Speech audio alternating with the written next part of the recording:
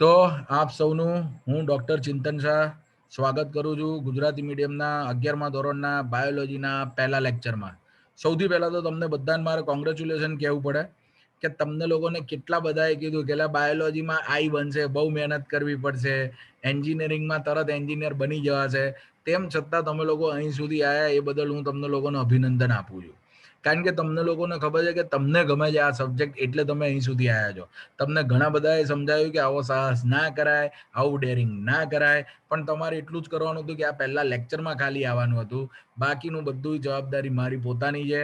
અને બાયોલોજી બહુ મજાનો સબ્જેક્ટ છે, બહુ જ મજા આવશે એ સમજવામાં, અને એનાથી તમે આગળ ભવિષ્યમાં શું કરી શકશો એ બધી જ વસ્તુઓ હું તમને આજના લેક્ચરમાં સમજાવવા જઈ રહ્યો છું.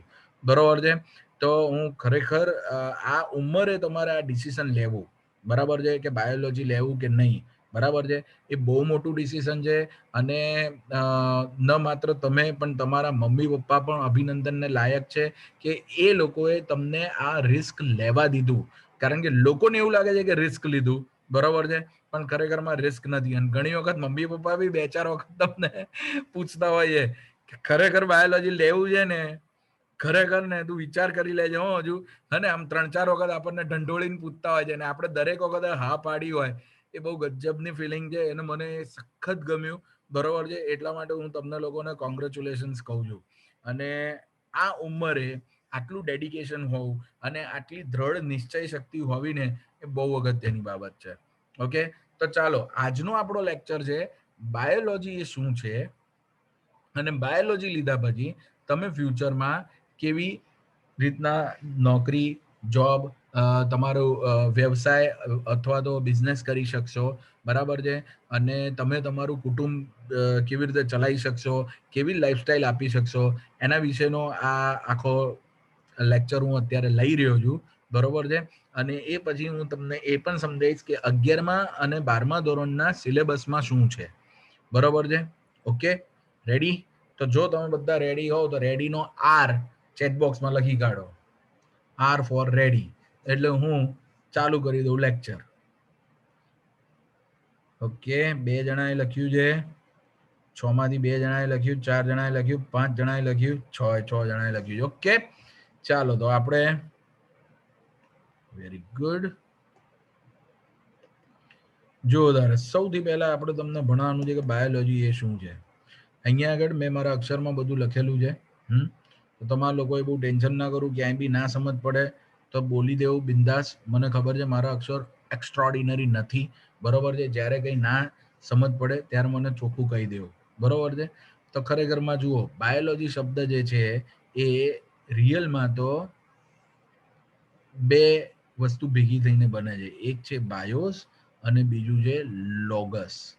તો બાયો એટલે શું? એટલે કે સજીવ, એટલે એનું ગુજરાતી થાય છે જીવ વિજ્ઞાન, બરોબર છે, જીવ વિજ્ઞાન. તમને ખબર છે વિજ્ઞાનનો અર્થ શું થાય છે? હા, વિજ્ઞાનનો અર્થ શું થાય છે? કોઈને ખબર હોય તો બોલો. અનમ્યુટ થઈને બોલી શકો છો તમે. વિજ્ઞાનનો અર્થ થાય છે વિશિષ્ટ જ્ઞાન. વિજ્ઞાનનો અર્થ શું થાય છે? વિશિષ્ટ જ્ઞાન. સાદું જ્ઞાન નથી, આ કેવું છે? વિશિષ્ટ જ્ઞાન છે, બરોબર છે. તો જીવ વિજ્ઞાન એ શું છે? તો કે એ 2 શબ્દનો બનેલો છે. એક છે બાયોસ અને બીજું છે લોગસ. લોગસ શબ્દનો અર્થ થાય છે ટુ સ્ટડી ઓફ, નો અભ્યાસ કરવો. અને બાયોસ એટલે શું? સજીવો. તો સજીવોનો અભ્યાસ કરીને જે વિજ્ઞાનની શાખામાં સજીવોનો અભ્યાસ કરવામાં આવે છે એને કહેવામાં આવે છે જીવ વિજ્ઞાન. આમ બાયોલોજી એ 2 શબ્દનો બનેલો છે, બાયોસ અને લોગસ, બરાબર છે. બાયોસ એટલે લિવિંગ ઓર્ગેનિઝમ્સ એટલે કે સજીવો, અને લોગસ એટલે ના વિશેનો અભ્યાસ. ના વિશેનો અભ્યાસ એને કહેવાય છે શું? લોગસ, બરાબર છે. ઓકે, હવે જુઓ, સજીવો જે છે, બરાબર છે, એના મુખ્યત્વે 3 પ્રકાર હોય છે. કયા 3 પ્રકાર હોય સજીવોના? બોલો. મુખ્ય 3 પ્રકાર હો. જેટલા પણ સજીવો તમને પૃથ્વી પર જોવા મળે છે એને મુખ્યત્વે 3 ભાગમાં વહેંચવા હોય તો કયા 3 ભાગમાં વહેંચાય? કોઈ સમજાવશો? કોઈને આઈડિયા? બોલો સજીવ, બોલો. નિર્જીવ. કઈ રીતે? ગમે તે રીતે તમે બોલો ને બિંદાસ, આમાં ક્યાં આપણે માર્ક મળવાના છે કે ખોટું સાચું છે. સજીવ સજીવ, અને નિર્જીવ નિર્જીવ. તો બરાબર બેટા, પણ હું જે સવાલ પૂછું છું એ છે કે સજીવોના 3 પ્રકાર બોલો. મારો સવાલ શું છે? સજીવના 3 પ્રકાર બોલો. મુખ્યત્વે સજીવોને 3 ભાગમાં વહેંચી શકાય છે. એના આધારે બાયોલોજીની 3 બ્રાન્ચીસ પડે છે. ખબર છે તમને? લખું હું. એક તો છે પતિ, બીજું છે પત્ની, અરે પતિ એટલે વનસ્પતિ. એક તો છે વનસ્પતિ, બરોબર છે, પછી બીજું છે પ્રાણીઓ, બરોબર છે. બોલો હવે ત્રીજું તમે વિચારી શકો? વનસ્પતિ, પછી પ્રાણીઓ, મનુષ્ય, તો એ તો આવી ગયું પ્રાણીઓમાં. પછી પશુ, તો એ પ્રાણીઓમાં આવી ગયું પશુઓ.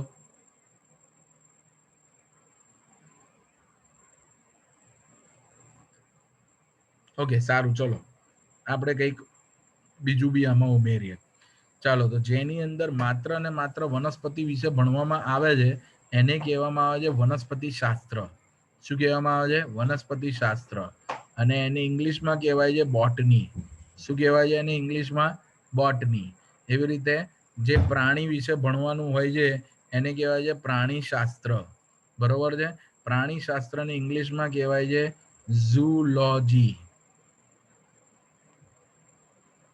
બરોબર છે? આવો કોઈ બાયોલોજીનો સબ્જેક્ટ તમે સાંભળ્યો હોય? ચલો આપણે હિન્ટ આપીએ. અત્યારે આખું દુનિયા જે છે ને એ આ સબ્જેક્ટ જ સમજવામાં ઊંધો થઈ ગયો છે. Virus, virus? પણ વાયરસ કહેવાય શું બેટા? બરોબર છે, વાયરસ વાત સાચી, પણ વાયરસ એ કહેવાય શું? નરી આંખે જોઈ શકો તમે વાયરસ? જીવજંતુ, શું કહેવાય બેટા? પેસ્ટિસાઇડ, શું કહેવાય બેટા? ફરીથી બોલ.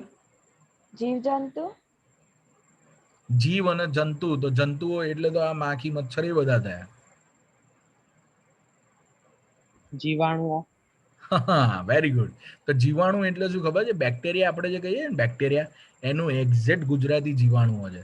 તો જીવાણુ એટલે કે બેક્ટેરિયા, વાયરસ, બરાબર છે. આ નરી આંખે ન જોઈ શકાય એવા સજીવોનો સમાવેશ શેમાં થાય? એ બધાને સામૂહિક રીતે શું કહેવાય? લખી કાઢું છું હવે હું. સૂક્ષ્મ જીવો. બરોબર છે? અને સૂક્ષ્મ જીવો વિશેનું જે વિજ્ઞાન છે એને કહેવામાં આવે છે શું? માઇક્રોબાયોલોજી. શું કહેવાય છે? માઇક્રોબાયોલોજી. સમજ પડી?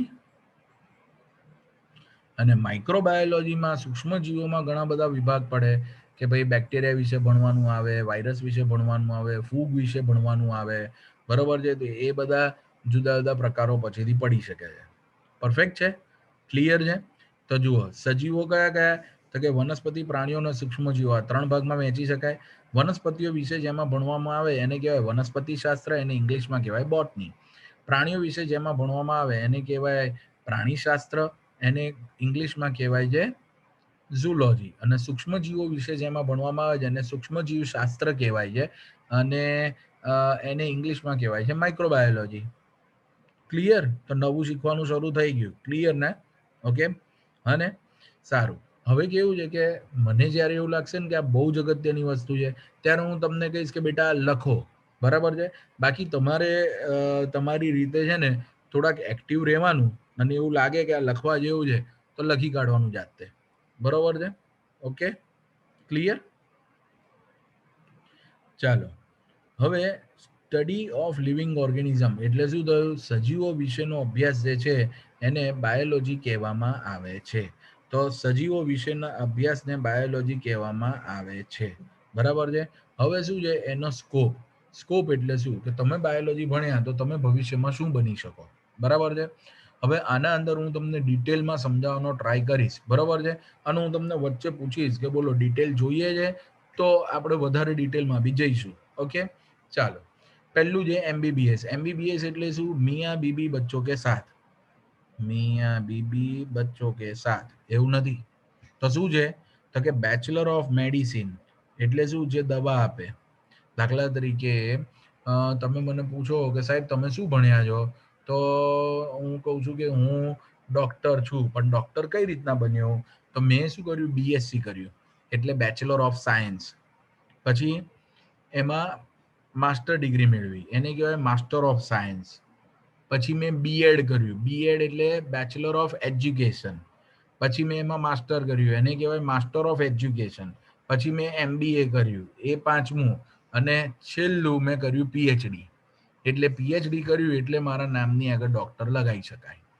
ખ્યાલ આવ્યો તમને? તો એવી રીતના અહીંયા જુઓ, એમબીબીએસ, તો બીએસસી એટલે શું? તો કે બેચલર ઓફ સાયન્સ, બરાબર છે.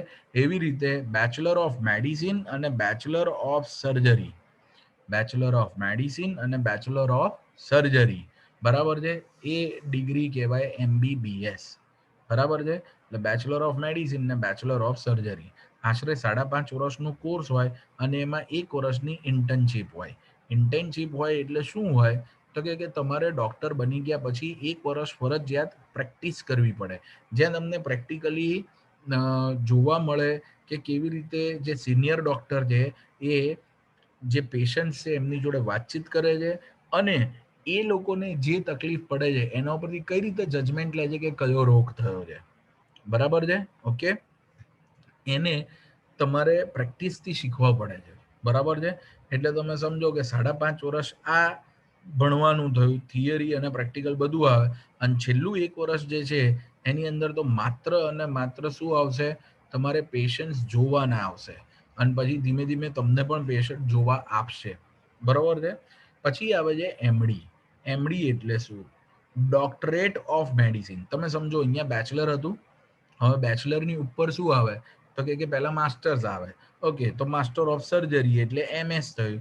પછી એ જે ડોક્ટરેટ ઓફ મેડિસિન એટલે એમડી, બરોબર. એટલે એમડી અને એમએસ હોય છે. એટલે 2 વર્ષ બીજા ભણો એટલે એમડી અને એમએસ બનો. તો કે સાહેબ એટલે શું? અરે આપણે આઈ સ્પેશિયાલિસ્ટ કહીએ છીએ, સ્કિન સ્પેશિયાલિસ્ટ કહીએ છીએ, હાર્ટના સ્પેશિયાલિસ્ટ કાર્ડિયોલોજિસ્ટ કહીએ છીએ, બરોબર છે. ઈએનટી, ઇયર નોઝ થ્રોટના સર્જન જે હોય છે એ બધા એમડી અને એમએસ થયેલા હોય છે. પરફેક્ટ છે? ક્લિયર છે આટલું? તો જુઓ, સૌથી વધારે તમારા માર્ક આવે તો સૌથી પહેલા તમારે આમાં એડમિશન મોટા ભાગે લોકો લેતા હોય છે. હું એવું નથી કહેતો કે આમાં જ એડમિશન લેવું જોઈએ. બીજી વસ્તુ, મારો અનુભવ છે ને, હું થોડુંક એવું માનું છું કે નોલેજ અહીંયા છે, અને નોલેજનો અમલ કરવો ને એ બહુ અગત્યની વસ્તુ છે. એટલે શું? તો ઘણા લોકો જોડે નોલેજ હોય પણ એનો અમલ કરતા ના આવડે, બરાબર છે. એટલે ઘણા લોકો છે ને મને એવું કહેતા હોય, મારા ઘણા સ્ટુડન્ટ્સ, એ લોકો ફિઝિયોથેરાપી ભણતા હોય, ફાર્મસી ભણતા હોય, મને શું કે ખબર કે સાહેબ આની કોઈ વેલ્યુ જ નહીં, અમારા સિનિયર્સ એવું કહે છે કે આની વેલ્યુ નથી. તો મને એમ થાય કે યાર તમે 11-12 સાયન્સમાં તમે ભણ્યા 2 વર્ષ, બરોબર છે, પ્લસ તમે 4 વર્ષ 5 વર્ષ કોલેજના ભણ્યા. આ 7 વર્ષમાં તમને કોઈ એક કન્સેપ્ટ એવો ના લાગ્યો જેના ઉપર તમે બિઝનેસ કરી શકો?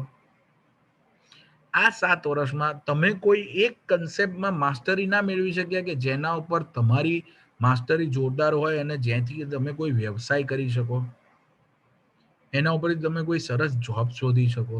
કોઈ એક વસ્તુમાં માસ્ટરી ના આવે? આવે જ, 100% આવે, પણ એ તમારે મગજમાં શું રાખવું પડે કે જે નોલેજ છે ને એનો ઉપયોગ કરવાની એક તમારી જોડે સ્કિલ હોવી જોઈએ, એ કૌશલ્ય તમારી જોડે હોવું જરૂરી છે. ઓકે, ચાલો, તો પહેલું એમબીબીએસ ખબર પડી. હવે છે બીડીએસ. બીડીએસ એટલે દાંતના ડોક્ટર. આપણે સાદી ભાષામાં એવું કહીએ, પણ રિયલમાં એનો અર્થ શું થાય છે? Bachelor of dental surgery. તો બેચલર ઓફ ડેન્ટલ સર્જરી એટલે એમાં 4 વર્ષ હોય અને વત્તા 1 વર્ષ ઇન્ટર્નશીપ હોય, તો 5 વર્ષ લગભગ થતા હોય, 5-5.5 વર્ષ.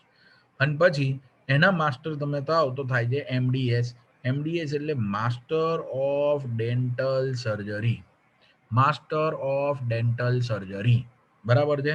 ઓકે, હવે આમાં કેવું છે કે તમે આ ખાલી હું તમને સમજાવું છું, એવી રીતે ત્રીજું બી સમજાવી દઉં તમને, બરોબર છે. માની લો કે તમને દાંતના ડોક્ટર બનવું નથી ગમતું, તો કઈ વાંધો નહીં, તો બીપીટી. બીપીટી એટલે શું? Bachelor of physiotherapy. હા ને, BPT એવું અહીંયા શોધવાનું, BDS, બરોબર છે. ઓકે, તો તમને એમ થાય કે સાહેબ બેચલર ઓફ ફિઝિયોથેરાપી એ લોકો શું કરે? તો કે એ લોકો કસરત કરાવે. એટલે શેની કસરત? તે તો જીમમાં કરાવે છે. એ તો કેટલા યોગામાં કેટલા લોકો યોગા ને પ્રાણાયામ બધું કરાવે છે. એ લોકોને આ લોકો કઈ રીતે અલગ? ભાઈ આ લોકો સાયન્ટિફિકલી કરાવે. અને બેઝિકલી આ લોકોની જરૂર ત્યારે પડે જ્યારે કોઈ માણસને ફ્રેક્ચર થઈ ગયું હોય, ઓપરેશન કરાયું હોય પગમાં, સાંધાઓમાં, હાડકું તૂટી ગયું હોય ને એ પછી જે સ્પેસિફિક કસરતો કરાવવામાં આવે છે એના માટે આ લોકોની જરૂર પડે. તો બેચલર ઓફ ફિઝિયોથેરાપી પતે પછી મોટાભાગે લોકો માસ્ટર ઓફ ફિઝિયોથેરાપીનું પણ ભણતા હોય છે, જેને કહેવાય છે MPT. અત્યાર સુધી મારા ઢગલો સ્ટુડન્ટ્સ MBBS, ડેન્ટિસ્ટ અને ફિઝિયોથેરાપિસ્ટ બની ગયા હશે. બરાબર છે? ઓકે. હવે તમને એક વસ્તુ કહું કે આ બધી જ જે ડિગ્રી છે ને એ બધામાં માસ્ટર ડિગ્રી તમે કરો ને તો એક બીજો ફાયદો શું થાય છે એ હું તમને કહું. આ બધાની માસ્ટર ડિગ્રીનો એક ફાયદો એ છે કે તમે જે તે કોલેજમાં પ્રોફેસર બની શકો. અરે વાહ! તો આ તો બહુ મસ્ત વસ્તુ થઈ કહેવાય. એટલે તમે આ બધું ભણ્યા અને એમાં માસ્ટર બન્યા પછી શું કરવાનું? એ જ કોલેજમાં પ્રોફેસર બનવાનું. એટલે તમે એને ટીચિંગ ફિલ્ડમાં જઈ શકો છો. એટલે પ્રોફેસર બની જવાય. શું બન્યા પછી? MPT, MDS, MD, MS કર્યા પછી શું બની શકો તમે? પ્રોફેસર બની શકો છો. તો આવી રીતે તમે પ્રોફેસર બનો તો બહુ જબરજસ્ત કહેવાય. તો એનો ફાયદો શું થાય? ફાયદો એ થાય કે તમારી દાખલા તરીકે ઘણા લોકો એવું કહે કે સાહેબ ભણીએ તો બરાબર છે, પણ ઘણા એવું કહે કે કમાવા શું મળે? આપણે એમને આપણે છે ને જો બહુ મોટું સપનું નહીં બતાડતો હું તમને, બરોબર? સૌથી સારા માર્ક આવે તમે MBBS થઈ જાઓ, MD, MS થઈ જાઓ, ઢગલો કમાશો, બરોબર? પણ આ ફિલ્ડ માત્ર રૂપિયો કમાવા માટે નથી, બરોબર છે?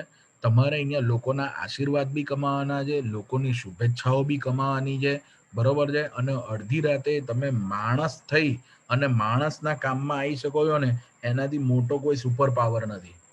આખી દુનિયાના દેશોએ છે ને અત્યાર સુધી બહુ રૂપિયા ખર્ચ્યા શેમાં? પોતાની આર્મી બનાવવામાં, બરોબર છે? ડિફેન્સમાં બહુ રૂપિયા ખર્ચ્યા. હવે લોકોને ભાન પડી કે સાલા જો કોઈ બી રોગ આવી ગયો ને તો ઇન્ફ્રાસ્ટ્રક્ચરમાં બહુ રૂપિયા ખર્ચવા પડશે, હોસ્પિટલો બનાવો વધારે, અને દરેક દેશને હવે એ ભાન પડી ગયું, બરોબર છે? ઓકે. એટલે હવે લોકોને ખબર પડી કે ડોક્ટરની બોસ બહુ જરૂર છે. અને ન એટલા ડોક્ટર છે, નર્સ છે, બરાબર છે, ફાર્માસિસ્ટ છે, આ બધાની બહુ જરૂર છે. ખ્યાલ આવ્યો તમને? તો આ એ વસ્તુ છે. એટલે તમે સમજો કે ભાઈ BDS જે છે કે તમે BPT કર્યું છે, બરાબર છે? તો તમે જો એમાં MPT, MDS, MD, MS કર્યું હોય તો તમે પ્રોફેસર બની શકો, બરાબર છે? હવે એમ થાય કે સાહેબ પણ અમારે કુટુંબ ચલાવવાનું છે અને અમારા મા બાપની અમારી ઈચ્છાઓ પૂરી કરવાની છે, તો એના માટે રૂપિયા તો જોઈશે ને. રૂપિયા તો જોઈશે જ. હું નથી લેતો ફી, મારે બી ફીસ જોઈએ છે. કેમ? કારણ કે મારી જોડે મારું કુટુંબ છે, બરોબર છે? એવી રીતે ફીસ તમને બી મળશે. પણ તમે સમજો આપણે એક ઓન એવરેજ આપણે અહીંયા એક ગણતરી કરીએ છીએ કે તમારે શું થાય. તમે પ્રોફેસર હો ને તો તમારી છે ને એમ સમજો કે 11 થી 5 ની જોબ હોય, બરાબર છે? હા. હવે આ જોબ જે ટાઈમિંગ છે એ સિવાય તમારે કંઈ ના કરવું હોય તો તમે માત્ર પ્રોફેસર બનીને રૂપિયા કમાવો.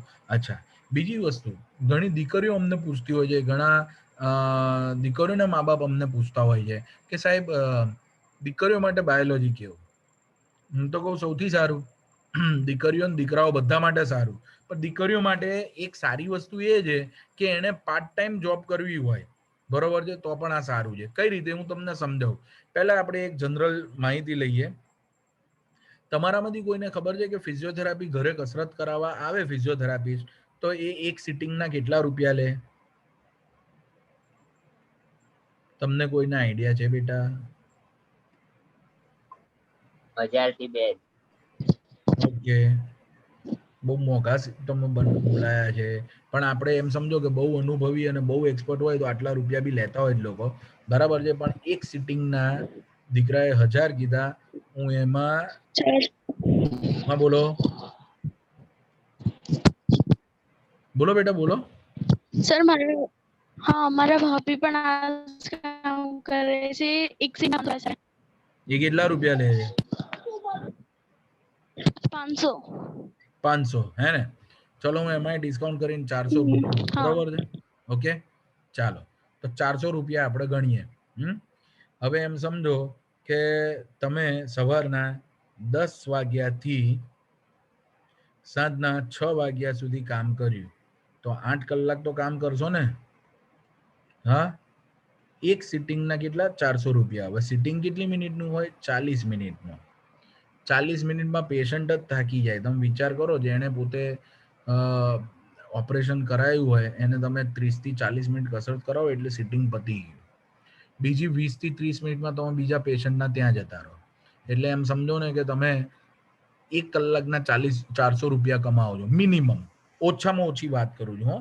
એમ સમજો કે 8 કલાક આવું કરો છો તો તમે કેટલા રૂપિયા કમાયા કહેવાય? 8 ચોકું 32.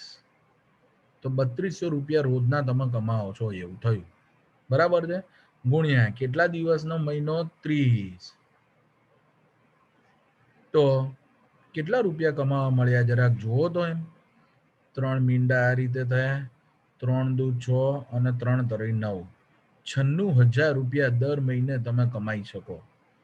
એ પણ કોઈને હેલ્પ કરીને.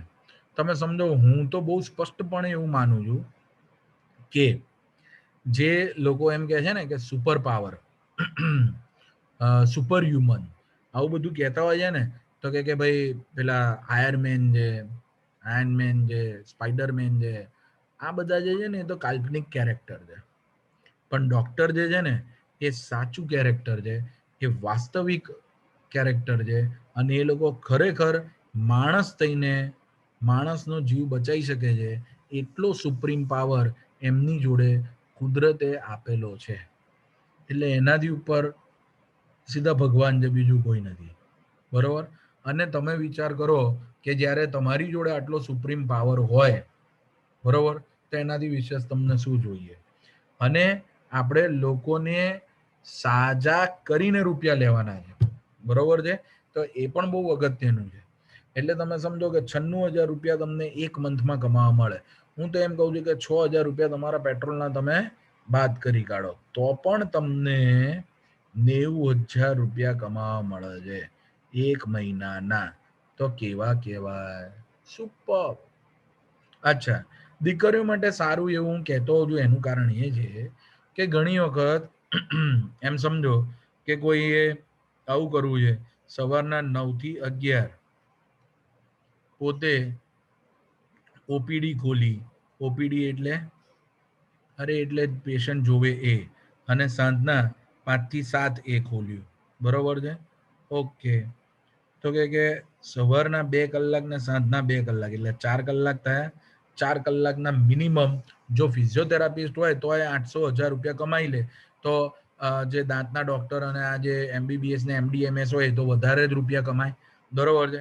800 રૂપિયા એ કમાયા. ક્યારના? તો કે રોજના. ઓકે, 800 રૂપિયા એ એટલે 8 તરી 24 એટલે 24,000 રૂપિયા એ થઈ ગયા. બરોબર છે? પરફેક્ટ. પ્લસ જે જગ્યાએ પ્રોફેસર હોય ત્યાં આગળથી એમને 50-75,000 મિનિમમ મળે. 75,000 એ થયા. તો 1,00,000 રૂપિયા આ રીતે બી કમાવા મળી શકે છે. પરફેક્ટ છે.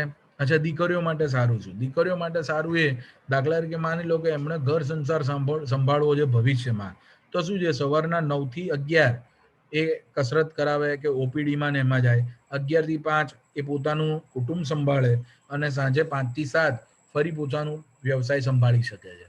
તો આ રીતે એ લોકો પોતે બેલેન્સ લાઈફ જીવી શકે. સોશિયલ લાઈફ એટલે સામાજિક જીવન અને પ્રોફેશનલ લાઈફ એટલે કે વ્યવસાયિક જીવન, એ બંને વચ્ચે ખૂબ જ સારું બેલેન્સ કરી શકે છે.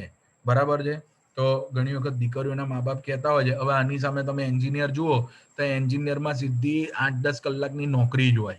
એમાં કંઈ તમને એવું ના કે 2 કલાક આવો, 5 કલાક ઘેર રહો, પાછા 2 કલાક આવો. એવું શક્ય નથી ક્યાંય. બરોબર છે? એન્જિનિયરિંગ તમે કર્યું હોય તો તમારી સીધી જોબ જ હોય. ટોટલ દિવસની જ જોબ હોય. ઓનલી એન્જિનિયરિંગ નહીં, સીએ, સીએસ, આઈસીડબ્લ્યુ, લોયર બધું જ તમે બન્યાવો ને એ બધામાં જ આવું હોય. માત્ર આ ડોક્ટરી જે છે એ જ વ્યવસાય એવો છે કે જેના અંદર તમને ટાઈમની ફ્લેક્સિબિલિટી મળી શકે છે. ક્લિયર છે? આટલે સુધી તમને ખબર પડી હોય અને તમને મગજમાં વાત ઉતરી હોય તો ક્લિયરનો સી લખો. આ જેટલું સમજાયું એ બધું જ ખબર પડી હોય તો ક્લિયરનો સી લખો.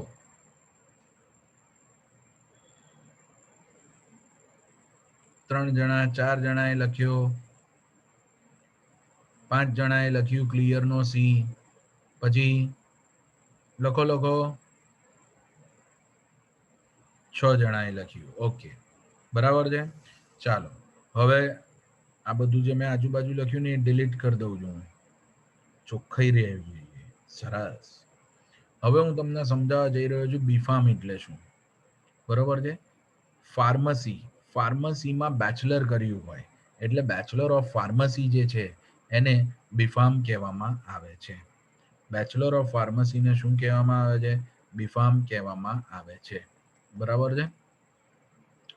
તો જુઓ અહીંયા આ બેચલર ઓફ ફાર્મસી એને બીફાર્મ કહેવાય. બરોબર છે. અને એ જે વ્યક્તિઓ બીફાર્મ થયા હોય એ લોકો ક્યાં જોબ કરે? તો કે એ લોકોને બહુ બધી ઓપોર્ચ્યુનિટીઝ છે. કાં તો એ લોકો ફાર્માસ્યુટિકલ કંપનીમાં જોબ કરી શકે. દવાઓ બનાવે. હા, એટલે એને શું કહેવાય? ફાર્માસ્યુટિકલ કંપની કહેવાય. બરોબર છે. એટલે ફાર્માસ્યુટિકલ કંપનીમાં જોબ કરી શકે. બરોબર છે. પોતે દવાની દુકાન ખોલી શકે અને પોતે પોતાના ફાર્માસ્યુટિકલ કંપની પણ ખોલી શકે છે. તમે જુઓ અત્યારે જ્યાં સુધી રસી નથી શોધાઈ ત્યાં સુધી ફાર્માસ્યુટિકલ કંપનીઓ પર કેટલું પ્રેશર હતું. એટલે આખું વર્લ્ડની અંદર જેટલી ફાર્મા કંપની હતી એ બધા ઉપર રિસર્ચ એન્ડ ડેવલપમેન્ટ ડિપાર્ટમેન્ટ એક હોય. હું તમને ડિટેલ, તમારે આ ડિટેલ સમજવું છે ફાર્માસ્યુટિકલ કંપનીનું એકદમ સખત ડિટેલ? બોલો હા કે ના. હા હોય તો વાય લખો, ના હોય તો એન લખો. લખો ચલો ચેટ બોક્સમાં, એટલે મને ખબર પડે તમે શું કહેવા માંગો છો. લખો. ઓકે, આજકા હા પાડે છે. પછી દિવ્યરાજ હા પાડે છે, પ્રાથવી હા પાડે છે, નમ્ર હા પાડે છે, તનિષાને સમજવું છે, ધૈર્યને બી સમજવું છે. ઓકે, તો જો હું તમને લોકોને છે ને બધું આ ડિટેલમાં સમજાવું. બરોબર. એ પહેલા હું તમને થોડુંક જે બીજું બી કહેવું છે એ કહી દઉં. તો ફાર્મસી જે છે, બરાબર છે, એની અંદર ફાર્માસ્યુટિકલ કંપની જે હોય ને એના અંદર મુખ્યત્વે 3 ડિપાર્ટમેન્ટ રહેલા હોય. કોઈ બી ફાર્માસ્યુટિકલ કંપનીમાં શું રહેલા હોય? 3 ડિપાર્ટમેન્ટ. આમ તો 4 ડિપાર્ટમેન્ટ હોય. બરાબર છે. કે સાહેબ કયા હોય? સમજાવું છું. જો ફાર્માસ્યુટિકલ કંપની, બરાબર છે, એના અંદર 3 મુખ્ય ડિપાર્ટમેન્ટ હોય. એમાંનું એક ડિપાર્ટમેન્ટ જે છે એને કહેવામાં આવે છે રિસર્ચ એન્ડ ડેવલપમેન્ટ ડિપાર્ટમેન્ટ, એટલે કે R&D department. Okay, research and development department. બરાબર છે. એમાં શું થશે તો સમજો, સૌથી પહેલા દવાની શોધ એ આ રિસર્ચ એન્ડ ડેવલપમેન્ટ ડિપાર્ટમેન્ટમાં થાય. ઘણા લોકોને કેવું થાય ખબર કે સાહેબ આમાં આ લોકો પ્રાણીઓ પર પ્રયોગો કરે છે ને એ યાર ખોટી વસ્તુ છે. મને બી એવું થાય કે વાત સાચી છે. ખાલી પ્રાણીઓને મારી શું લેવા કાઢવાના? પણ જો તમે સાયન્ટિસ્ટ હો તો તમે સીધું એને મારી કાઢવા ટ્રાય કરો ના. તો કે સાહેબ આ રિસર્ચ એન્ડ ડેવલપમેન્ટ ડિપાર્ટમેન્ટમાં થતું શું હોય? એના અંદર નવું સંશોધન થતું હોય. હવે દાખલા તરીકે એમ સમજી લો કે કોઈએ દવા શોધી છે કોરોનાની. તો સીધું તમે માણસોને આપો અને માણસો ઉપર એની આડઅસર થઈ તો ખોટી વસ્તુ છે ને? હા કે ના? તો એ આડઅસરોનો અભ્યાસ પહેલેથી કરવો હોય તો શું થાય? તો એટલે રિસર્ચ એન્ડ ડેવલપમેન્ટ ડિપાર્ટમેન્ટમાં નવી દવાઓ, નવા કેમિકલ, નવા ડ્રગ્સ શોધવામાં આવે છે. બરાબર છે. અને એની અસર મનુષ્યના શરીરના કોઈ પણ તંત્ર ઉપર શું થાય છે એ જોવામાં આવે છે. અને ફાર્મસી કહેવાય. ફરીથી ફાર્મસીમાં શું હોય? નવી સર કોઈ બી દવાઓ હોય, બરાબર, કોઈ બી કેમિકલ્સ હોય, કોઈ બી ડ્રગ્સ હોય, એની જે તે શરીરના તંત્રો ઉપરની અસર જોવામાં આવે છે. હવે શરીરના કેટલા તંત્રો? તો કે પાચન તંત્ર, પ્રજનન તંત્ર, ઉત્સર્જન તંત્ર, રુધિરાભિસરણ તંત્ર, કંકાલ તંત્ર, બરોબર છે, ઉત્સર્જન તંત્ર, બરોબર છે, આ બધા રોગ પ્રતિકારક તંત્ર, ચેતાતંત્ર, બરોબર છે. આ બધા તંત્રો ઉપર જે તે કેમિકલની શું અસર થાય છે એ જોવી પડે. તો કે સાહેબ ડાયરેક્ટલી પ્રયોગ તમે મનુષ્ય ઉપર કરો ને એ ના શોભે. એટલા માટે એ લોકો શું કરે કે જે દેડકો હોય તો દેડકા ઉપર પ્રયોગ કરે. પણ કે સાહેબ દેડકા અને આપણા વચ્ચે તો કેટલો ફેર છે. ભાઈ ઓછો ફરક છે. એ લોકો 4 પગ ધરાવે છે, આપણે 4 ઉપાંગો ધરાવીએ છીએ. આ 2 અગ્ર ઉપાંગ ને 2 પશ્ચ ઉપાંગ એટલે કે આપણા પગ. એટલે જોવે કે ભાઈ દેડકા ઉપર એ સફળ થયું છે કે નહીં. ખબર પડી? ખ્યાલ આવ્યો તમને? એટલે સૌથી પહેલો પ્રયોગ કોના ઉપર થાય છે? દેડકા ઉપર. હવે દેડકા ઉપર પ્રયોગ થયો અને એ પરફેક્ટ છે. દેડકા ઉપર જે અસર થવી જોઈએ એ અસર થાય છે એવું તમે સમજો. બરાબર છે? પછી શું થાય? પછી એ લોકો એવું જુએ કે દેડકાથી હવે થોડુંક નજીકનું લઈએ, આપણા જેવું. તો કે આપણે કેવા કહેવાઈએ? તો કે આપણે સ્તનધારી એટલે કે સસ્તન વર્ગના પ્રાણીઓ કહેવાઈએ. તો કે એનું કોઈ નાનું સજીવ લઈ લો ને. તો કે ઓકે ચલો ઉંદર ઉપર પ્રયોગ કરીએ. ઉંદર ઉપર પ્રયોગ કર્યો અને સફળતા મળી. Very good. તો કે હવે થોડુંક મોટું શરીર લો, કૂતરા ઉપર પ્રયોગ કરો. તો કૂતરા ઉપર પ્રયોગ કર્યો અને સફળતા મળી.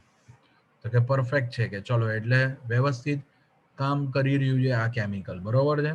તો કે હવે એક કામ કરો, આપણા બધાના પૂર્વજો ઉપર પ્રયોગ કરો.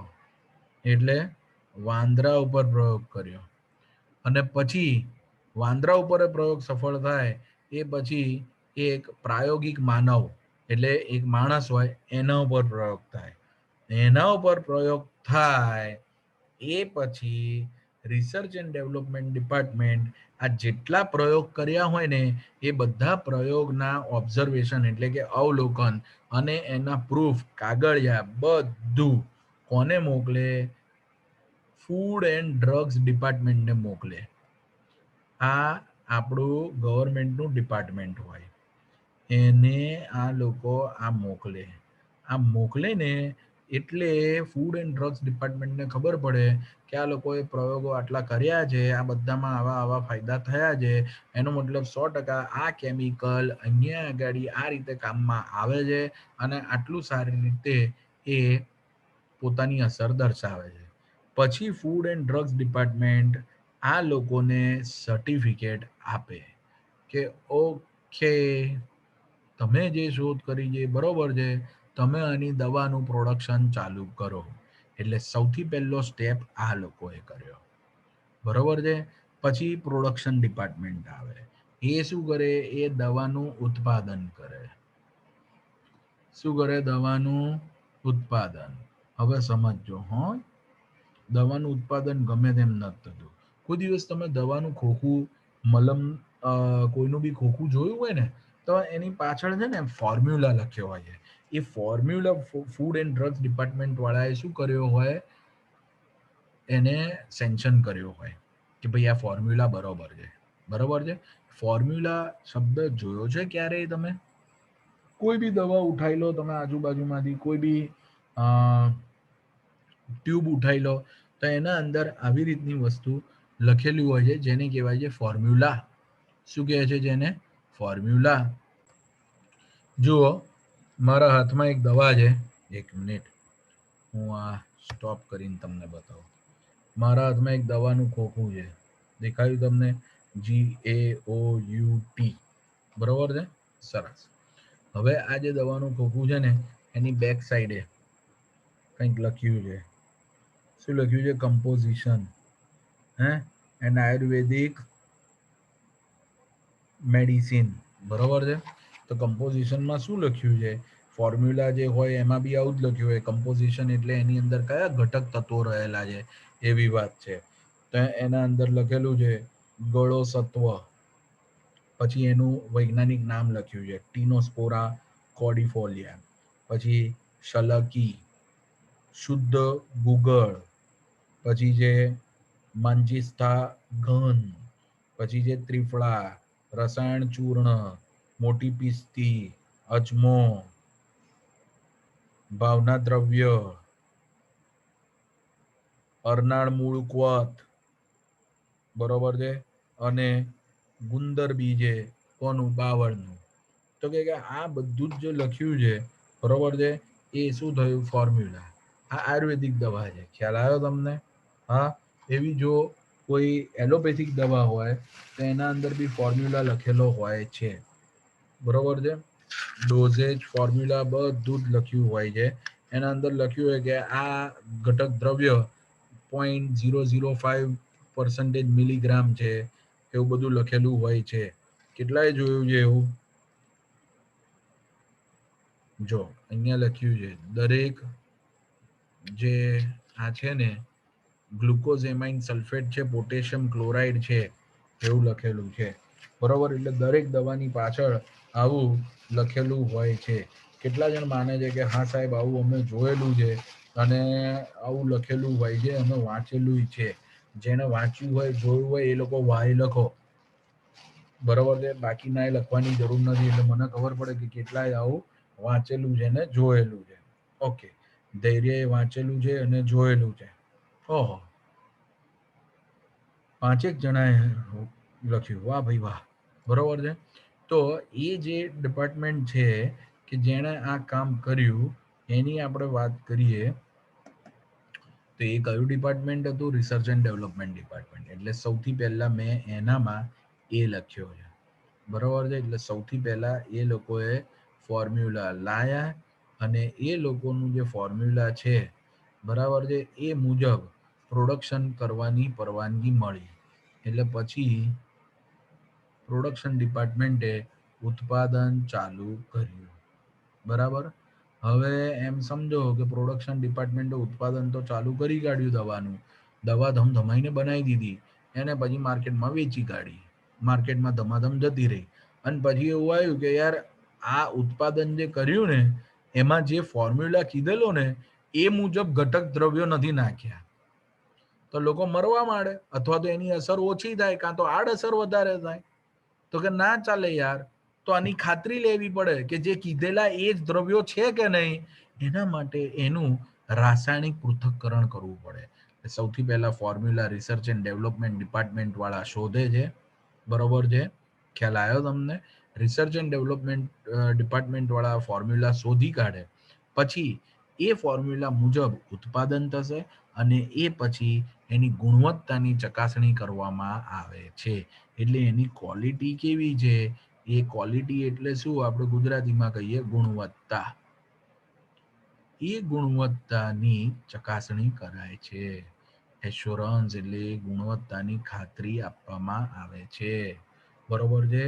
ક્વોલિટી કંટ્રોલ ડિપાર્ટમેન્ટ હોય એ ચેક કરશે કે પ્રોડક્શન ડિપાર્ટમેન્ટે જે દવા બનાવી છે એ ફોર્મ્યુલા મુજબ છે, R&D ડિપાર્ટમેન્ટે આપેલા ફોર્મ્યુલા મુજબ છે કે નહીં. તમારા મગજમાં સવાલ એવો આવે કે સાહેબ બાય ચાન્સ કંઈક ભૂલ થઈ ગઈ હોય તો? ભૂલ થઈ ગઈ હોય ને, આ લોકો જે ઉત્પાદન કરેલી દવા હોય ને એનું રાસાયણિક પૃથ્થકરણ કરે. દવાનું આ ડિપાર્ટમેન્ટ વાળા શું કરશે? રાસાયણિક પૃથ્થકરણ કરે.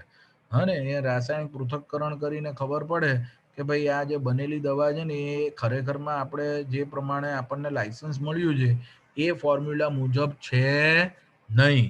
તો શું કરશે? એ લોકો આખી બેચ રિપીટ કરે અથવા તો એ આખી બેચ કાઢી કાઢે, એને ડિસ્કાર્ડ કરી કાઢશે. સમજ પડી?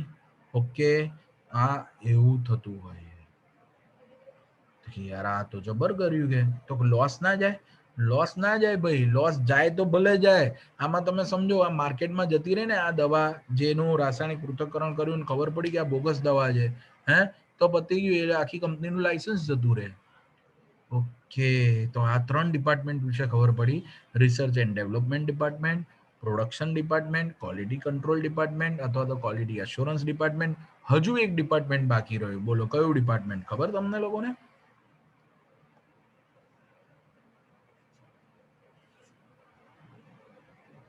કે માર્કેટિંગ ડિપાર્ટમેન્ટ. હવે માર્કેટિંગ ડિપાર્ટમેન્ટ એટલે શું? મારા એક કાકા છે ને એ MR હતા. MR એટલે શું હું તમને કહું? Medical representative. એટલે એ દવાઓને રિપ્રેઝેન્ટ કરે. બરોબર છે. એટલે માર્કેટિંગ ડિપાર્ટમેન્ટમાં કોણ હોય? MR હોય. MR એટલે શું? Medical representative. એ લોકો શું કરે તો કે એ બધા જે તે ડૉક્ટરના ત્યાં જઈને બતાવે કે સાહેબ હું આ કંપની તરફથી આવ્યો છું, તમે અમારી આ દવા લખજો. આ દવા જે છે એ અમે 3 પ્રકારે બનાવેલી છે. તમે ચાહો તો એ 25 મિલીગ્રામમાં બી છે, 50 મિલીગ્રામમાં બી છે અને 100 મિલીગ્રામમાં બી અમે મૂકેલી છે. બરોબર છે. એટલે જેવો ડોઝ તમારે આપવો હોય એવો આપી શકો છો. બરાબર. અને આ દવાનું કાર્ય આ છે, એમાં એ શરીરમાં આ ભાગ ઉપર જઈને આ રીતે કાર્ય કરે છે. એટલે જો સિવિયરિટી વધારે હોય તો તમે ડોઝ 2 લખી શકો છો, 2 ના 3 બી લખી શકો છો, પણ 3 થી વધારે ડોઝ સાહેબ આમાં લખાય એવા નથી, બરોબર છે. એટલે એ દવા વિશે બધું ડોક્ટરને કહી દે. ઘણી દવાની કંપનીઓ નવી પ્રોડક્ટ લોન્ચ કરે ત્યારે આખી કોન્ફરન્સ રાખે છે અને ડોક્ટર્સને સમજાવે છે કે એમાં એ લોકોએ શું નવી પ્રોડક્ટ લોન્ચ કરી છે, અને જેથી કરીને ડોક્ટરને ખબર પડે કે કોને કયા રોગ માટે કેવી દવાઓ લખાય. ખબર પડી? હવે તમે સમજો કે આજની તારીખે કોઈ કંપની જોડે 40 પ્રોડક્ટ હોય, બરોબર છે, કેટલી 40 પ્રોડક્ટ, તો એ ભવિષ્યમાં એ કંપનીનો ગ્રોથ ક્યારે થશે? જ્યારે આ 40 ની 400 પ્રોડક્ટ બને છે. હા કે ના? તો કોઈ બી કંપનીનો ગ્રોથ થવાનો જ છે, બરોબર છે. એટલે રિસર્ચ એન્ડ ડેવલપમેન્ટ ડિપાર્ટમેન્ટ વાળા કમાવાના જ છે. તમને એવું લાગે છે કે ક્યારે દવાની કંપનીઓ બંધ થઈ જશે?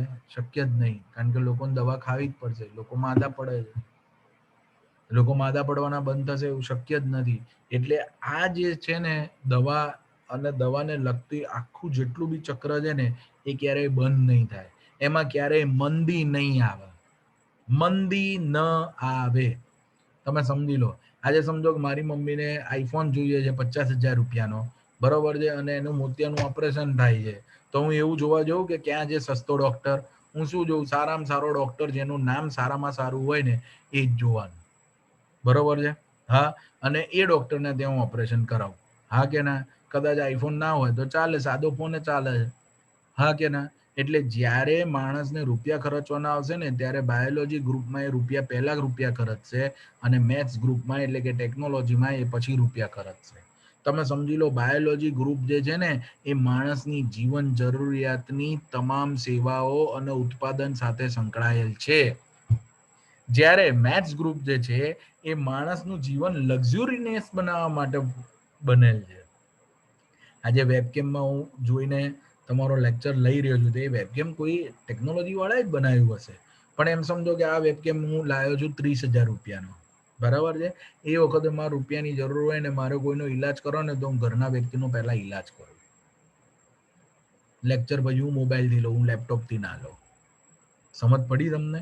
તો જ્યારે જ્યારે જીવનમાં એવું થશે ને કે માણસે રૂપિયો ખર્ચવાનો છે ને તો સૌથી પહેલા પ્રાયોરિટી એ બાયોલોજી ગ્રુપ મને આપશે, અને પછી એ મેથ્સ ગ્રુપની ટેકનોલોજીને આપશે.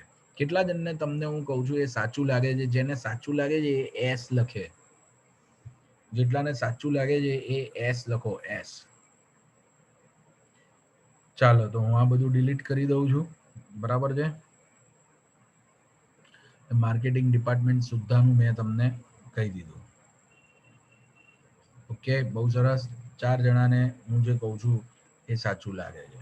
બહુ સરસ. ચાલો, હવે આપણે 5 જણાને એવું લાગે. ચાલો, હવે આપણે આગળ વધીએ છીએ. તો આપણે જે વાત કરી એ શું વાત કરી તમને? કે બેચલર ઓફ ફાર્મસી, બરોબર છે. કેટલા વર્ષનો કોર્સ? તો કે 4 વર્ષનો કોર્સ, બરોબર છે. હવે જુઓ, મેં તમને પહેલા જ કીધું કે માણસનું નોલેજ જે છે ને એ તો છે જ, પણ એના કરતાં વધારે અગત્યનું છે કે એ માણસ પોતે એ નોલેજનો ઉપયોગ કેવો કરે છે, બરાબર છે. આના માટે હું એક બહુ સરસ વાત તમને કહું છું. Bachelor of Ayurvedic medicine and surgery, bachelor of Ayurvedic medicine and surgery એટલે કે BAMS, બરાબર. ઘણા લોકો એવું કહેતા હોય છે કે સાહેબ આયુર્વેદિકની તો કોઈ વેલ્યુ જ નથી. ભાઈ, વેલ્યુ હોય નહીં, વેલ્યુ તમારે પેદા કરવાની છે, બરોબર છે. અહીંયા હું એક થોડુંક ડિટેલ તમને કહીશ જેથી કરીને તમને ખબર પડે કે કેવી રીતે કોઈ બી માણસ પોતાના નોલેજને એપ્લાય કરીને આગળ વધી શકે છે. ફટાફટ કહું તમને. મારો એક સ્ટુડન્ટ હતો, આમ આવો જ એક પહેલો લેક્ચર હતો, અને મેં એને પૂછ્યું બધાને કે ભાઈ શું બનવું તમારે મોટા થઈને? એમ બાયોલોજી લીધું છે તો શું બનશો? એમ એક છોકરાએ એવું કીધું કે સાહેબ હું આયુર્વેદિક ડોક્ટર બનીશ. મને નવાઈ લાગી. મેં કીધું યાર આયુર્વેદિક ડોક્ટર બનીશ? તો મને કે હા સાહેબ, ફિક્સ જ છે કે મારે આયુર્વેદિક ડોક્ટર જ બનવું છે. હવે એનામાં જે કોન્ફિડન્સ હતો ને એને જ મને ખબર પડી કે સાલા આનામાં કંઈક સ્ટોરી છે. મેં એને પૂછ્યું કે મેં કીધું ભાઈ જો સમજ, તો આયુર્વેદિક ડોક્ટર બનીશ ને, લોકો તને એવું કહેશે કે આ તો તને મેડિકલમાં એડમિશન ના મળ્યું ને એટલે તું આયુર્વેદિક ડોક્ટર બન્યો, બાકી તને મેડિકલમાં એડમિશન મળ્યું જ ને તો તું મેડિકલમાં જ જાત. તો એણે કીધું કે સાહેબ હું એ વસ્તુ ખોટી પાડીશ, હું મેડિકલમાં એડમિશન મળે એટલા ટકા લાવીશ અને પછી મેડિકલની સીટને હું ના પાડીશ અને હું આયુર્વેદિકમાં જઈશ. મેં કીધું યાર તારામાં આટલો કોન્ફિડન્સ કેમ છે? તને શું લાગે છે કે આયુર્વેદિક ડોક્ટર શું કરી શકે? એટલે એણે કીધું કે સાહેબ મારા પપ્પા બી આયુર્વેદિક ડોક્ટર છે. આયુર્વેદામાં એક મસ્ત શાસ્ત્ર છે અને એ શાસ્ત્રનું નામ છે નાડી શાસ્ત્ર. નાડી શાસ્ત્ર એટલે શું? એટલે એ આમ નાડી પકડી અને એ કહી શકે કે તમારા શરીરમાં કયો લોચો છે, વાયુ ગેસનો લોચો છે, પિત્તનો લોચો છે કે કફનો લોચો છે. અને એમનું એટલું સરસ એમણે નોલેજ મેળવેલું આયુર્વેદમાં કે યુરોપનું એક કન્ટ્રી, યુરોપના કન્ટ્રીનું નામ સ્વીડન. શું નામ? સ્વીડન. તો આ જે દીકરો હતો ને એના પપ્પા સ્વીડનમાં જઈને ત્યાંના ડોક્ટરને એવું શીખવાડતા હતા કે આમ નાડી પકડીને કઈ રીતે સમજી શકીએ કે દર્દીને કયો રોગ થયો છે. વિચાર કરો તમે. એટલે આ વસ્તુ છે. નોલેજ હોવું અને નોલેજનો ઉપયોગ કરવો એ આખી અલગ વસ્તુ છે. અને એ છોકરાને થયું એવું. એ વખતે 2010માં બોર્ડનું રિઝલ્ટ ગણાતું હતું. દીકરાનું નામ કહું છું ડોક્ટર જીનલ વોરા અને એના પપ્પાનું નામ ડોક્ટર વિનયભાઈ વોરા. સીએન સ્કૂલનો દીકરો, બરોબર છે. એને 12માં બોર્ડમાં બાયોલોજીમાં 100માંથી 94 માર્ક લાવ્યો અને ગુજકેટમાં 40માંથી 40 માર્ક લાવ્યો. મેડિકલમાં એડમિશન મળતું હતું પણ એ એડમિશન એણે ન લીધું, બરોબર છે. અને પછી એણે આયુર્વેદિકમાં એડમિશન લીધું. વિચાર કરો. એ છોકરાને હમણાં હું મળેલો. મેં કીધું ભાઈ કેવું? એટલે સર મજા. મેં કીધું શું કરવાનું હવે આયુર્વેદિક ડોક્ટર બની ગયા તો કે સાહેબ પ્રોડક્શન ચાલુ કરાવીએ છે ચ્યવનપ્રાશનું. યાર કેવું માણસ છે? મેં કીધું અહીંયા આગળ કડકડતી ઠંડી માળ આખા વર્ષમાં એક કે બે મહિના પડતી હશે. તો કે વાત સાચી છે સાહેબ, પણ કે ઇન્ડિયા જોડે હિમાચલ પ્રદેશમાં આ બધી હર્બલ મેડિસિન છે કે જે ગરમી આપી શકે. મેં કીધું યાર વાત સાચી છે પણ તું 2 મહિનાનો ધંધો શું લેવા વિચારે? મને કે ના ના સાહેબ પ્રોડક્શન અહીંયા કરીશું, બાકી બધું એક્સપોર્ટ કરીશું કેનેડામાં. કેમ? કારણ કે કેનેડામાં 8 મહિના જબરજસ્ત ઠંડી રહે છે. હવે તમે જુઓ અહીંયા ફરીથી થયું નોલેજ અને નોલેજનું એપ્લિકેશન, નોલેજનો ઉપયોગ એણે જબરજસ્ત રીતે કર્યો. અત્યારની તારીખે, આજની તારીખે 2021માં અત્યારે એ લોકો માઇગ્રેનની એક દવા બહાર પાડેલી છે, બરોબર છે. અને એનું પ્રોડક્શન સ્પેશિયલ એમણે ચાલુ કરેલું છે, બરાબર છે. તો આ છે નોલેજ નો ઉપયોગ, બરોબર છે. એવી રીતે હોમિયોપેથિક દવા, તમને ખબર છે કોરોના જ્યારે આવ્યો ને ત્યારે આયુર્વેદિક અને હોમિયોપેથિક દવા આ બંને દવાઓ હતી જેનો ઈલાજ કોરોનાનો આ બેમાં શક્ય હતો, પણ એલોપેથી જોડે કોઈ દવા હતી નહીં. અને આપણે ઘણા બધાએ પોતાના જીવ બચાવ્યા છે આ આયુર્વેદિક હર્બલ દવાઓ, પતંજલિની આયુર્વેદિક દવાઓ, હિમાલયાની આયુર્વેદિક દવાઓ લઈને સમસમી વટીને આવું બધું લઈને આપણે પોતાના પેલા કાઢા અને ઉકાળાને આવું પીને અત્યારે જીવ બચાવી રાખ્યો છે. તો એ આયુર્વેદિક અને હોમિયોપેથિકને ફાળે જાય છે. હોમિયોપેથિક દવાઓ બી એવી ઘણી હોય છે કે જે કોરોના સામે તમને રક્ષણ આપી શકે, રોગ પ્રતિકારક શક્તિ વધારી શકે છે, બરોબર છે. તો એ આયુર્વેદિક ને હોમિયોપેથિક. ઓકે, માની લો કે આ બધામાં તમને એડમિશન નથી મળતું તો તમે બીએસસી નર્સિંગ કરો.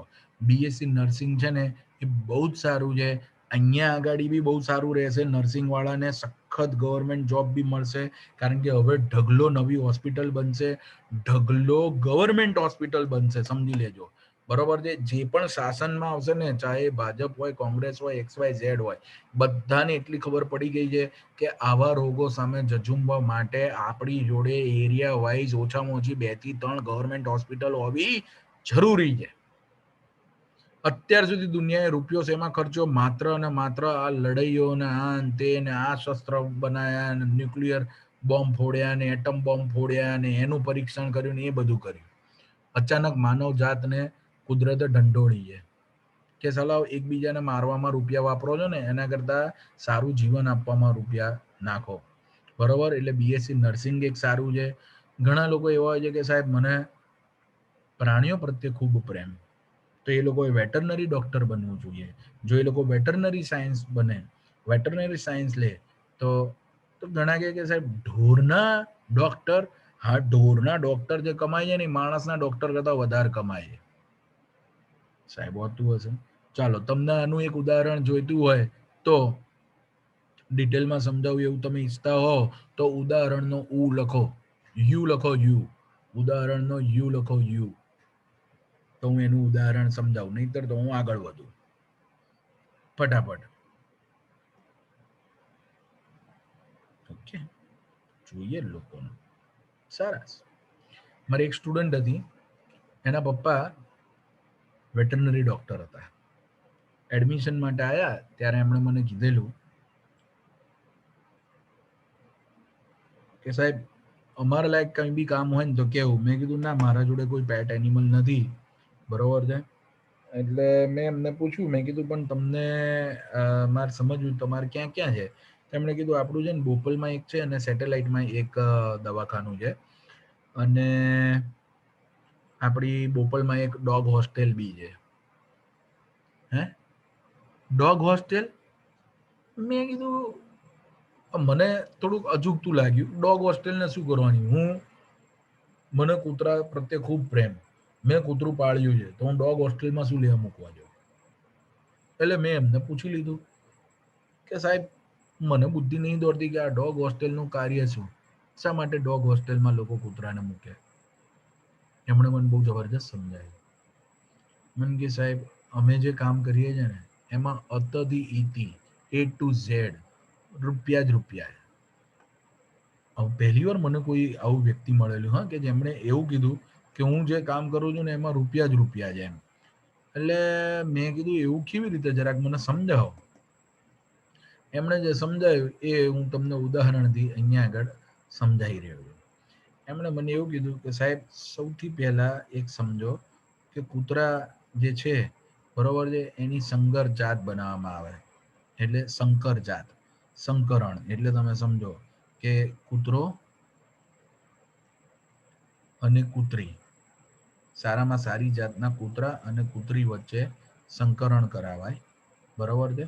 એ સંકરણ દ્વારા હાઇબ્રિડ જાત બને. એ હાઇબ્રિડ એટલે શું? સંકર જાત.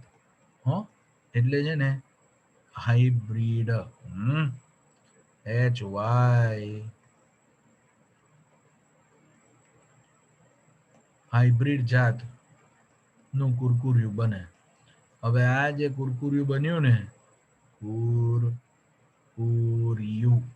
બરોબર, અથવા કુરકુરિયા 7-8 આવે, તો આ બધા હાઇબ્રિડ જાતના હોય, બરાબર છે. આ બધા જ કુરકુરિયા 7 થી 8 આયા, એ બધાને વેચવાના રૂપિયા મળે. ઓકે, તો કે પહેલું અહીંયા કમાયા. પછી એ બધા જ કુરકુરિયાને ટ્રેનિંગ આપવાની, બધા જ કુરકુરિયાને ટ્રેનિંગ આપવાની. ઓકે, એ બધાને ઇન્જેક્શન આપવાના. હા હા, અને આ ઇન્જેક્શન પાછા દર 3-4 મહિને, 6 મહિને આવતા હોય, બરોબર છે. ઓકે, એ લોકોનું ડોગ ફૂડ વેચવાનું. અરે યાર, જબરજસ્ત કમાણી. તો બધામાં કમાણી જ કમાણી. તો તમે જુઓ, આ જે મેં કીધું ને એમાં તો દરેકે દરેક સ્ટેજમાં કમાણી હતી, હા કે ના? હા, તો તમે જુઓ, એના પપ્પાએ શું કીધું, ક્યાં ક્યાં કમાવાનું હતું? તો કે સાહેબ અમે આટલી આટલી જગ્યાએ કમાઈએ.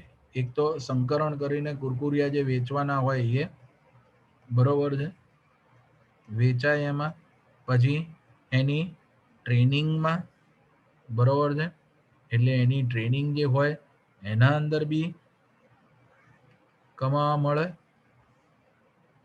ઓકે, ટ્રેનિંગ પછી બોલો બોલો, ટ્રેનિંગ પછી Injection.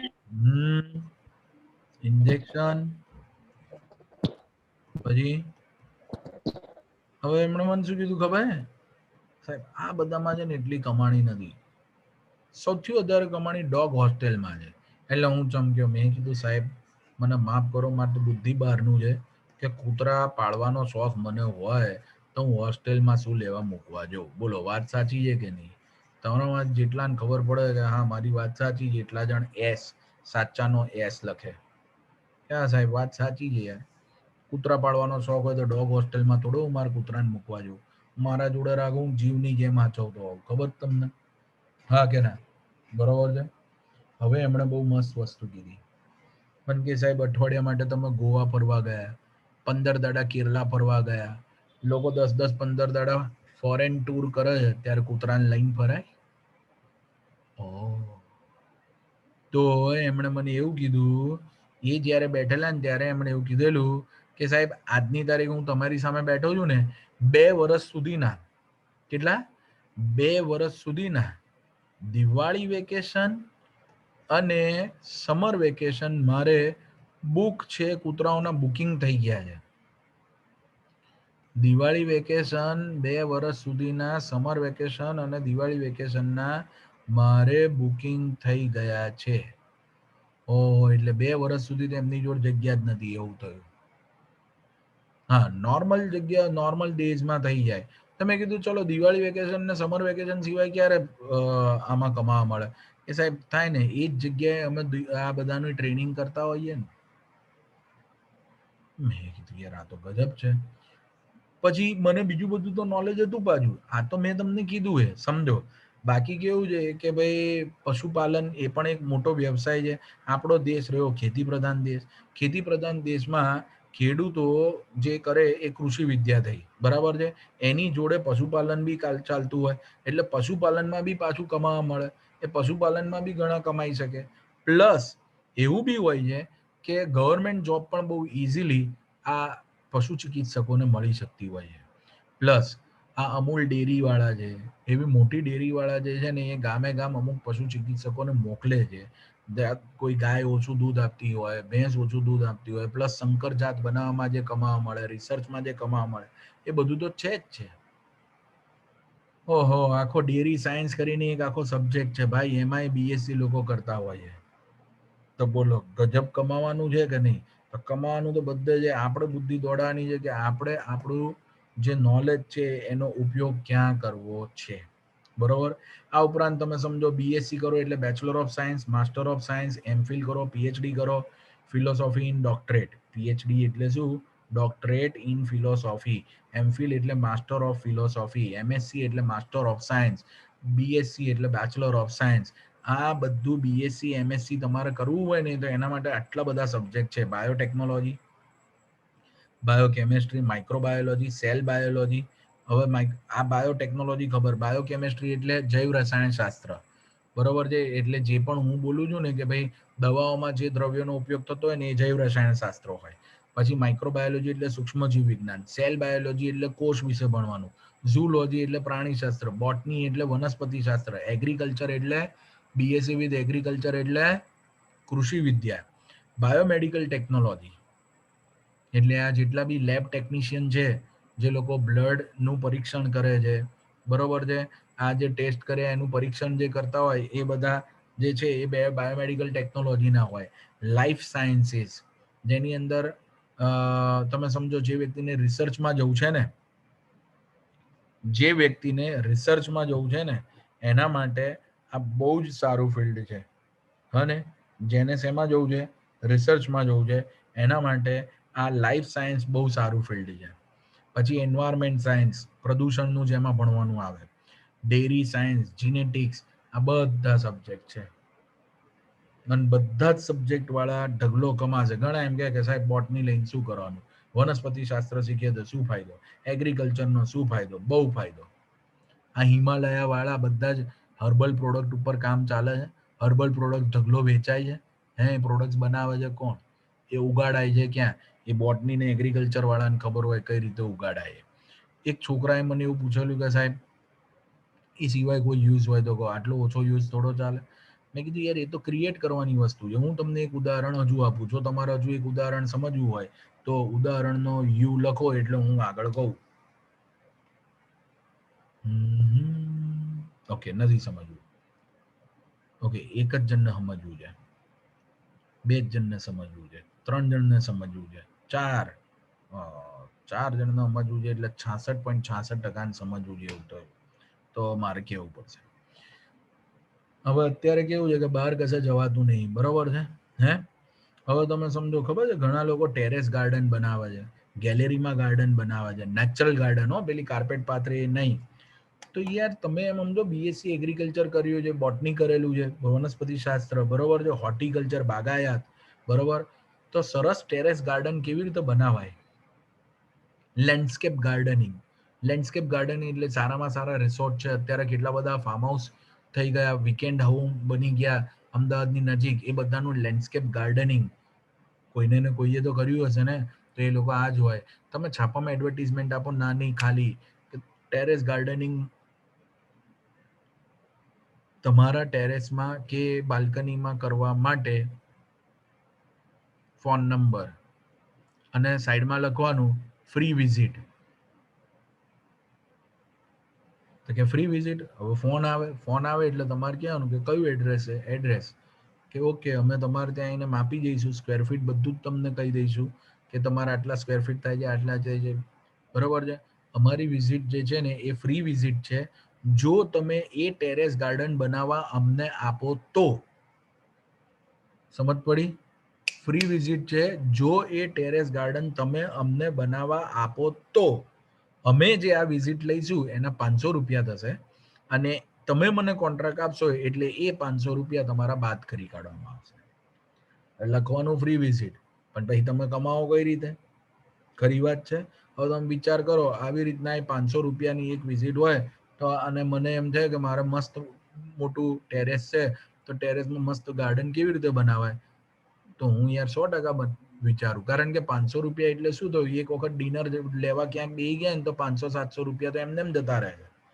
જો ગાર્ડન બની ગયું ઘરમાં તો મજા આવી જાય યાર. હા કે ના? બોલો યસ ઓર નો. યસ હોય તો વાય લખો અને નો હોય તો એન લખો. લાવો આપણે જોઈએ તમે શું કહો છો.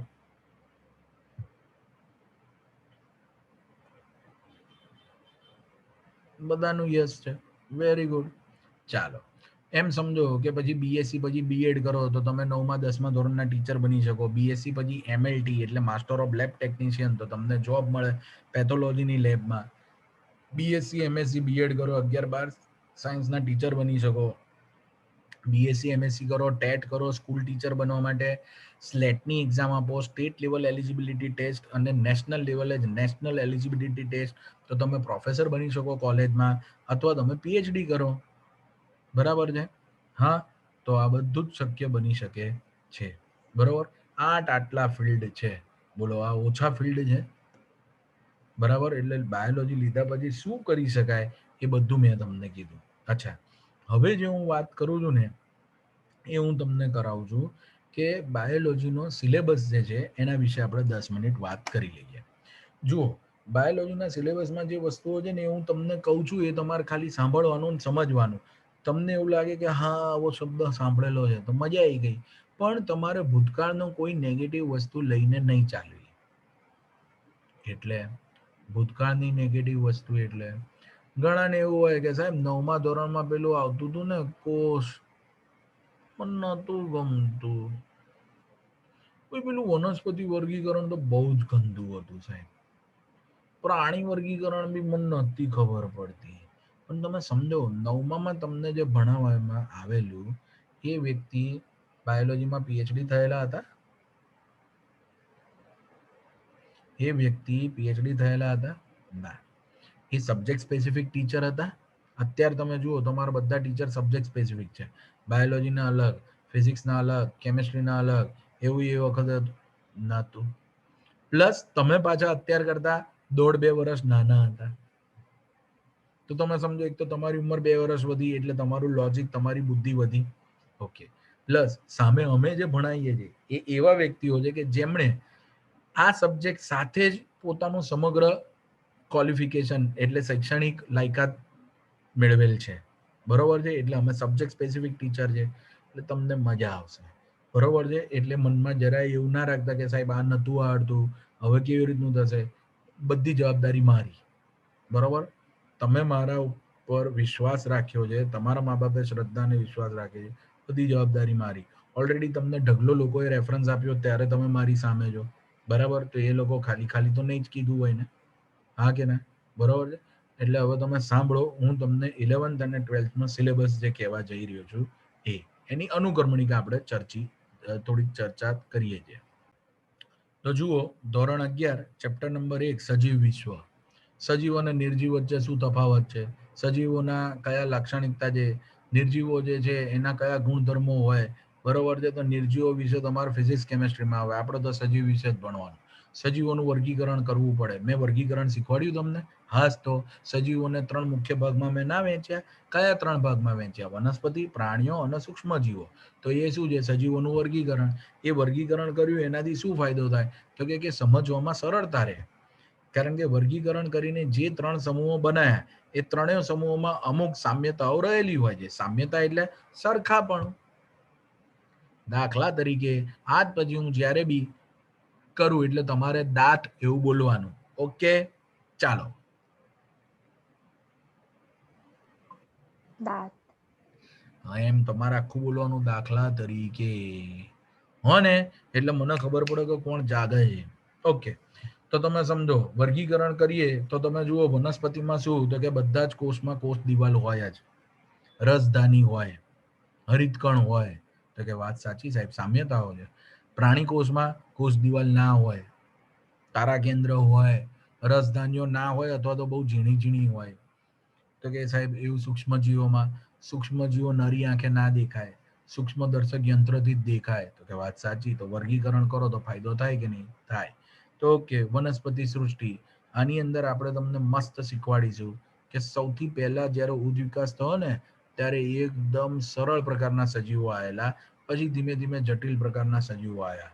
તમે આવું સાંભળેલું? એકાંગી, દ્વિઅંગી, ત્રિઅંગી, આવું સાંભળેલું છે? એવું કેટલાને યાદ આવે છે? લખો ભાઈ. અનાવૃત બીજધારી, આવૃત બીજધારી. એ સાહેબ આવા તો ખતરનાક ખતરનાક શબ્દો હતા. વાત સાચી છે. ધોરણ 9 માં આવેલા. બસ એનું ડિટેલિંગ ભણવાનું છે આપણે. કોઈ ટેન્શન નહીં કરવું. પ્રાણી સૃષ્ટિ તો એની અંદર શું હોય? નુપૂરક સમુદાય, સંધિપાત સમુદાય, મૃદુકાય, શૂળત્વચી, બરોબર, એ બધું ભણવાનું આવશે. ઓકે કે સર, ખબર પડી ગઈ? આ તો ચલો, એ તો યુનિટ 1 કમ્પ્લીટ થઈ ગયો. બરાબર છે. આને શું કહેવાય? યુનિટ 1. યુનિટ 2 સપુષ્પી વનસ્પતિઓની બાહ્યાકાર વિદ્યા. તો કે સપુષ્પી વનસ્પતિ શેનું બનેલું હોય? તો કે મૂળ, પ્રકાંડ અને પર્ણની બનેલી હોય. ઓકે. આ ઉપરાંત એના અંદર પુષ્પ હોય, ફળ હોય, બીજ હોય. ઓકે, તો કે બહારથી તો જોઈ લીધું. આ બધા વિશે ભણવાનું. ઓકે, પર્ણના પ્રકાર, મૂળના પ્રકાર, પ્રકાંડ કેવું હોય, પુષ્પના પ્રકાર, ફળોના પ્રકાર, બરોબર છે, બીજ કેવા હોય, આ બધું જ ભણી લીધું. એ ચેપ્ટર 5માં. ચેપ્ટર 6માં આવે. અંદરની સાઈડે જુઓ તો શું દેખાય? એટલે આમ મૂળ હોય, મૂળનો આડો છેદ લઈ લો અને એને માઇક્રોસ્કોપમાં આમ જુઓ તો શું દેખાય તમને માઇક્રોસ્કોપમાં? એ 6થા ચેપ્ટરમાં. તો કે ખાલી મૂળનો જ છેદ? ના, પ્રકાંડનો છેદ બી ભણીશું. હા, અને અને પર્ણનો છેદ પણ ભણીશું. બહુ સરસ. તો સાહેબ પેલા પર્ણરંધ્રો હતા એ દેખાશે ને પર્ણમાં? ઓકે. પ્રાણીઓની રચનાકીય આયોજન. અચ્છા સર, બીજું કંઈ નહીં આવે ચેપ્ટર 6માં? ચેપ્ટર 6માં અંતસ્થ રચનામાં આવશે ને ભાઈ. પહેલા નતું આવ્યું વર્ધનશીલ પેશી, મૃદુતક પેશી, દ્રઢોતક પેશી? એ બધી પેશીઓ શું છે? અન્નવાહક પેશી, જલવાહક પેશી કઈ રીતે બનેલી છે એ આવશે. ચેપ્ટર 7માં આવશે પ્રાણીઓની વિશે. તો એની અંદર અધિચ્છદ પેશી, સંયોજક પેશી, પછી કંકાલ પેશી, ચેતાપેશી, સ્નાયુ પેશી, આ બધી પેશીઓ વિશે ભણીશું. ઓકે, અને એ પેશીઓ ભેગી થઈને શરીર કેવી રીતે બનાવે છે એના વિશે આવશે. તો કે કોનું શરીર ભણવાનું? દેડકાનું, અળસિયાનું, ગંદા વંદાનું. અરે સાહેબ, શેના માટે ભણવાનું વંદા વિશે? વંદા વિશે એટલે ભણવાનું કારણ કે 100% આપણા પ્રાણી સૃષ્ટિ છે ને તો એમાંથી 66.66% વંદાના કઝિન્સ છે, એટલે કીટકો છે બાબા. ઓકે. પછી કોષ વિશે ભણીએ. તો એના અંદર કોષ, સજીવનો એકમ. કોષની અંદર વિવિધ અંગિકાઓ હોય, કણાભસૂત્ર, હરિતકણ, લાઇસોઝોમ્સ, અંતઃકોષ, રસજાળ, કોષ કેન્દ્ર, રંગસૂત્રો. આવું યાદ આવ્યું? હા, તો એ આવશે. જૈવ અણુઓ. જૈવ અણુઓ ટોટલી નવી વસ્તુ તમારા માટે. ગ્લુકોઝ. ગ્લુકોઝનું બંધારણ કેવું હોય? સેલ્યુલોઝ શબ્દ વાપર્યું છે? હા સાહેબ, કોષ દિવાલ બનેલી એની. હા, તો કોષ દિવાલમાં સેલ્યુલોઝ હોય તો સેલ્યુલોઝ એ શું છે? પ્રોટીન કહેવાય, ચરબી કહેવાય, ન્યુક્લિક એસિડ કહેવાય, શું કહેવાય? કાર્બોદિત કહેવાય. આ બધામાં ફરક શું? એ બધું ઉત્સેચકો એટલે શું? એ બધું જૈવ અણુઓમાં ભણે છે. એક કોષમાંથી બીજો કોષ કેવી રીતે બને છે? એ કોષ વિભાજન કહેવાય. એના વિશે ભણીશું. બરાબર છે? ઓકે, ક્લિયર છે? પછી કે સાહેબ બીજું એક જે છે ને ટોપિક, એ તો બહુ જબરજસ્ત છે. કયા છે ખબર તમને? જો હું તમને બતાવું. તો જુઓ મેં શું કીધું, પહેલા આવશે સજીવ વિશ્વ, જૈવિક વર્ગીકરણ, વનસ્પતિ સૃષ્ટિ, પ્રાણી સૃષ્ટિ, એ યુનિટ 1, યુનિટ 2, યુનિટ 3. હવે આવે છે યુનિટ 4. યુનિટ 4 માં શું આવશે તો કે વનસ્પતિઓમાં વહન, એટલે મૂળ દ્વારા પાણી અને ક્ષાર શોષાય કઈ રીતે, પાણી અને ક્ષારનું ઉપરની દિશામાં વહન કઈ રીતે થાય, જેને કહેવાય રસારોહણ. હા, વધારાના પાણીનો નિકાલ ઉત્સેદન કઈ રીતે થાય. ઓકે, એ બધું આમાં આવશે. પછી 12મા ચેપ્ટરમાં આવશે ખનિજો વિશે. કોઈ પણ ખનિજનું કાર્ય શું, એ ના હોય તો વનસ્પતિને શું ફેર પડે, એની ઉણપથી શું થાય. પછી જે પ્રકાશ સંશ્લેષણ કઈ રીતે થાય, પ્રકાશ સંશ્લેષણ ગ્રેનામાં થાય છે, થાઇલેકોઇડમાં થાય છે, એવું તમે સાંભળેલું ને, તો એ કેવી રીતે થાય છે એનું ડિટેલ. પછી શ્વસન, જારક શ્વસન, અજારક શ્વસન, જારક શ્વસનમાં ક્રેબ્સ ચક્ર, અજારક શ્વસનમાં આથવણ, એમાં શું થાય એનું ડિટેલ છે. વનસ્પતિમાં અંતઃસ્ત્રાવો હોય, શું વાત કરો, તો એને લીધે તો વૃદ્ધિને વિકાસ થાય છે. એ કયા અંતઃસ્ત્રાવો, અત્યારે કેરી પકવવા માટે એક અંતઃસ્ત્રાવનો ઉપયોગ થાય જેને ઇથિલિન કહેવાય છે, એના વિશે ડિટેલ ભણીશું બધું. પછી માણસનું પાચન તંત્ર, શ્વસન તંત્ર, રુધિરાભિસરણ તંત્ર, ઉત્સર્જન તંત્ર, પ્રચલન અને હલનચલન એટલે કંકાલ તંત્ર, સ્નાયુઓ અને સાંધાઓ વિશે, ચેતાતંત્ર અને અંતઃસ્ત્રાવી તંત્ર, બધા જ તંત્રો ભણવાનું છે. ખાલી 2 જ તંત્રો તમારે આવશે 12મા ધોરણમાં, એક છે પ્રજનન તંત્ર અને બીજું છે પેલું ઇમ્યુનિટી વાળું તંત્ર, એટલે રોગ પ્રતિકારક તંત્ર. એ 2 જ તંત્રો ખાલી 12માં છે, બાકી બધા 11માં ભણવાના છે, ને આ બધા જ મનુષ્યના છે. તો બોલો, સિલેબસ તો જબરજસ્ત છે, મજા આવે એવો છે કે નહીં. એમ સમજો કે 100% નીટનો સિલેબસ હશે ને, નીટનો, તો કહેવાય 11મું ધોરણ, પણ 11મા ધોરણમાં 100% નીટમાંથી 60% સિલેબસ 11માં છે અને 40% 12માનો સિલેબસ છે. હવે 12માનો સિલેબસ શું છે એ પછી ક્યારેક વાત કરીશું. અત્યારે મોર દેન ઇનફ ઇન્ટ્રોડક્શન થઈ ગયું છે એવું મને લાગે છે. બરોબર છે, ચાલો, તમને મજા આવી હશે એવો મને વિશ્વાસ છે.